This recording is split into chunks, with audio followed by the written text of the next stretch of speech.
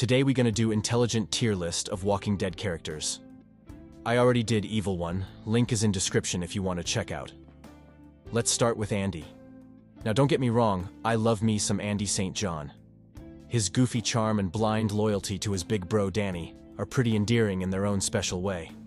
But holy cannoli, is this dude dumb as a box of rocks or what? Let's look at the evidence, shall we? First off, Andy's the type of guy who'd buy a pet rock because the salesman said it was house-trained. His critical thinking skills are on par with a garden gnome's. Dude believes whatever anyone tells him without a shred of skepticism. Then there's his complete lack of survival instincts and awareness of his surroundings. Hey Andy, you know the zombie apocalypse is going on, right? Maybe don't wander off into the woods alone, constantly putting your friends at risk, having to come rescue your dense self. But arguably Andy's most brain-dead move was siding with his wacko brother Danny after he started a freaking war with another group over some pitiful beef about stealing supplies.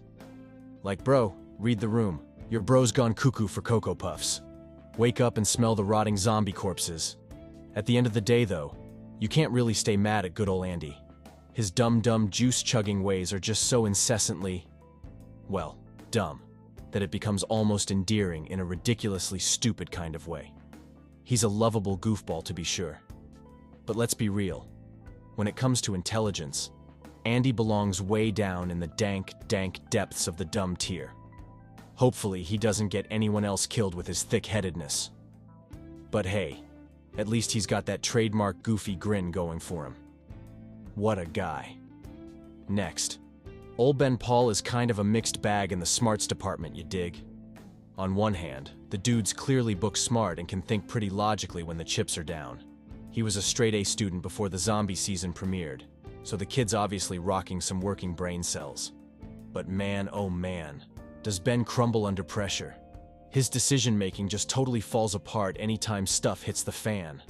Freezing up and frantically pointing fingers instead of, actually being useful in tense situations. Not exactly Einstein-level crisis management there, Chief.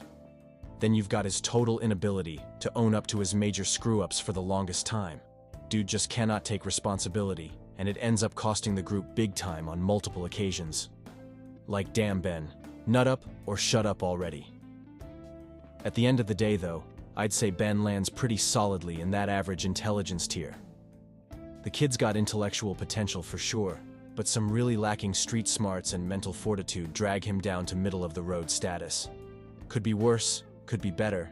He's just average. Brenda. Get ready for this one. Brenda's dumb intelligence is the kind of mind-numbing stupid that makes you question how she even dresses herself in the morning. Let's start with her almost impressive lack of self-awareness and overall obliviousness. This chick is so dense, she thinks the zombie apocalypse is just one big rebellious party against the man. Yeah, no, Brenda. Those are literal undead cannibals trying to eat your face, honey. Then we've got her straight-up moronic decision-making that constantly endangers herself and everyone around her. Negotiating with psychopathic lunatics for safe passage? Check. Blindly trusting said lunatic's obvious lies? You know it. Using herself as a human freaking shield against armed guards? Brenda's dumb bravery knows no bounds. But ultimately what really solidifies her dumb tier status is her almost impressive ability to just never learn from her idiotic mistakes and poor choices. Girl keeps doubling and tripling down on her massively terrible judgment calls until it finally bites her in the brain. Hard. At this point, calling Brenda a few fries short of a Happy Meal would be a vast understatement. This clown cranially flatlined ages ago and lugs around her dumb level over 9,000 like a badge of honor. An all-timer in the dumb intelligence pantheon for sure. Now Bree's one of those characters that really keeps you guessing in the brainiac department, you know? On the surface, she seems pretty switched on, pragmatic, calculating, able to actually plan ahead instead of just winging it. The type of critical thinker you want on your zombie apocalypse team for sure. But the more you get to know Bree, the more you realize a good chunk of her intelligence is really just pure cold-blooded selfishness and manipulation masquerading as smarts. Like, she's certainly no idiot tactically, but she'll just as easily throw you under the bus to save her own skin if need be. Not exactly big brain energy there. There's also the question of whether Bree's decision-making actually qualifies as intelligent. or just flat out cruel and unethical at times? Does rationally deciding to extort and threaten other survivors really make you smart? Or just a huge asshole? Food for thought. At the end of the day, I'd say Bree skates by on somewhat intelligent status. She's got enough wits to survive, sure, but also makes a ton of morally questionable power moves that make you go, "Re-ollie, sis?" Her intelligence gets the job done, but at what cost? Somewhat smart, somewhat shady as hell. Chet. Chet is about as straight down the middle average intelligence as they come. The dude's no mastermind, but he's also not hopelessly stupid either. He's just there, you know? On the plus side, Chet generally shows some decent common sense and problem-solving ability when worse comes to worst. He's able to think on his feet okay in crisis situations and not completely fall apart. Reasonably good judgment calls more often than not. Nothing special, but perfectly serviceable average smarts. But man, does this dude lack ambition and any real go-getter mentality? Chet's the type who's content just coasting through life, never really applying himself or thinking too hard about anything. Doesn't take any dumb risks per se, but also doesn't ever go the extra mile mentally. Peaked in high school and all that. When you boil it down, Chet is the human embodiment of a decent 2.7 GPA. Not an idiot, but certainly no genius either. Just your basic, painfully average Joe in the smarts department through and through. But hey, at least he's slightly above dumb tier, so there's that. Krista is one of those characters that just oozes raw, unbridled intelligence from the moment she shows up, you dig? This chick is wicked smart, and she knows it. From her calm, analytical approach to even the hairiest situations, to her impressive skill set and ability to think several moves ahead strategically, Krista's brain is operating on another level compared to most. She sizes up threats and opportunities with a keen, calculated eye. But what really sets Krista apart is her incredible emotional intelligence and empathy. For as razor-sharp as her strategic mind is, she's also self-aware and able to deftly navigate complex group dynamics with some serious social smarts. She knows just how to talk to people and bring out the best in them. Between her book smarts, life experience wisdom, and incredible instincts, Krista undoubtedly claims a top spot in the intelligent tier of Walking Dead characters. Quick-witted, perceptive, and a true force to be reckoned with upstairs, she's the whole package. Clementine. Okay, let's give it up for the true intellectual MVP, Clementine. This kid is widely intelligent beyond her years, in a way that's both awesome and low-key heartbreaking, given the traumatic circumstances. Even from a young age, you can see the gears constantly turning in Clem's head as she hyper-analyzes every move and contingency. Her mind is a razor, adeptly breaking down problems with this cold, calculating precision that'll honestly make you a little uncomfortable at times. She sees things others miss. But Clem is so much more than just a little academic wunderkind, yo. What's so extraordinary is her ability to seamlessly blend those crazy high smarts with incredible emotional wisdom, empathy, and resilience. Dealing with that level of psychological trauma and grief while still maintaining her humanity and optimism. Iron-freaking-clad will. No debate about it. Clementine stands as a pillar of grounded, well-rounded intelligence. She's clever, perceptive, socially adept, and just straight-up unstoppable when she puts her mind to something. Danny. Boy, here's a real room-temperature IQ kind of fella, ain't it? Danny St. John is about as dumb as they come. Based as all get out in the dumb tier. Right off the rip, you can tell there's not a whole lot going on upstairs with old Danny boy. The way he just blandly follows his brother Andy's nonsensical ramblings and crazy plans really sets the tone. Any critical thinking ability there, big fella? 'Cause it sure doesn't seem like it. Then you've got his complete inability to read basic social cues and human behavior. Dude legitimately cannot seem to understand why people don't react well to him. You know, constantly threatening them and acting like a psycho. It's like empathy and self-awareness are completely foreign concepts in that hollow melon of his. But of course, Danny's dumbest move has to be starting an all-out war with another group, over the dumbest perceived slight about them stealing their supplies. My guy. Do words like sharing and compromise not penetrate that thick skull whatsoever? Herschel.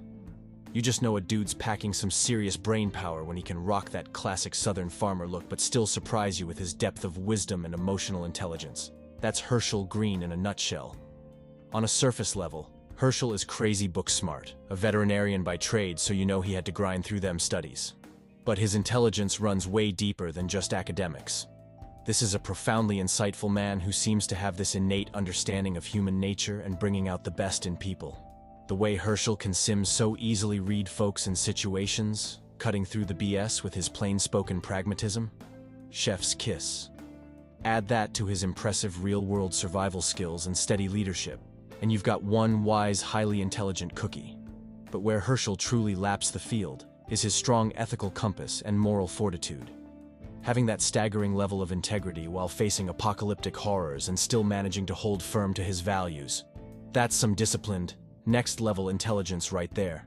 Now Katja is one of those characters that kind of exists in that ambiguous, somewhat intelligent middle ground, you know? She's no dumb, but she's not quite playing 4D chess upstairs either. What you've got to respect is her clear, educated background and practice of critical thinking. Katja approaches obstacles rationally and with a fair amount of pragmatism, usually making sensible choices. She's a decent crisis manager when stuff goes down, mostly keeping her cool. That said, the woman definitely has some glaring blind spots in terms of reading people and overall self-awareness. Like, how she was so loyal to dogmatic jerk Larry despite his obvious flaws definitely raises some questions about her judgment. She's intelligent, but maybe a bit too set in her ways intellectually as well. When you boil it down, Katja's dilemma is that her education and disposition lend themselves to somewhat intelligent choices.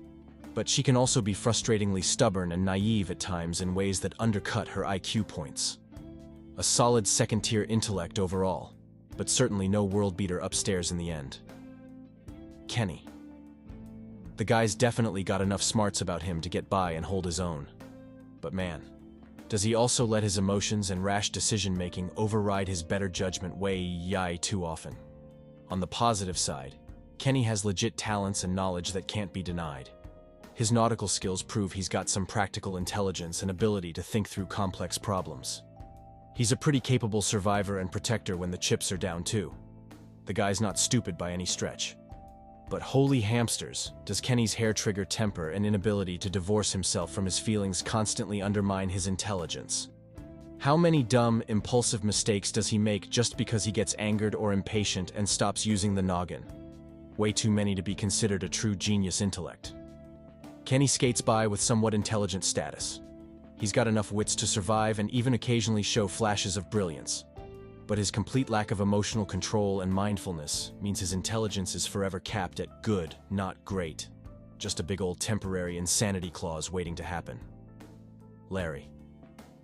I don't think I'm going out on too crazy of a limb by putting old Larry squarely in the dumb tier of intelligence. In my opinion, this angry old codger is about as sharp as a bowling ball. Right off the bat, Larry consistently displays a stunning lack of situational awareness and big-picture thinking. Like, sir, do you maybe want to reevaluate screaming at and antagonizing your only allies in the literal zombie apocalypse? Read the room, dude. But what really solidifies his dumb status for me is Larry's stubborn refusal to accept even the most basic, obvious realities. His intense denial about his heart condition and deluded belief that he's an invincible tough guy is just, yikes. Tragically lacking self-awareness. I think at the end of the day, Larry's intelligence is directly undermined by his volatile temper and arrogant delusions. The guy is all raged-out emotional responses with zero rational thoughts behind them.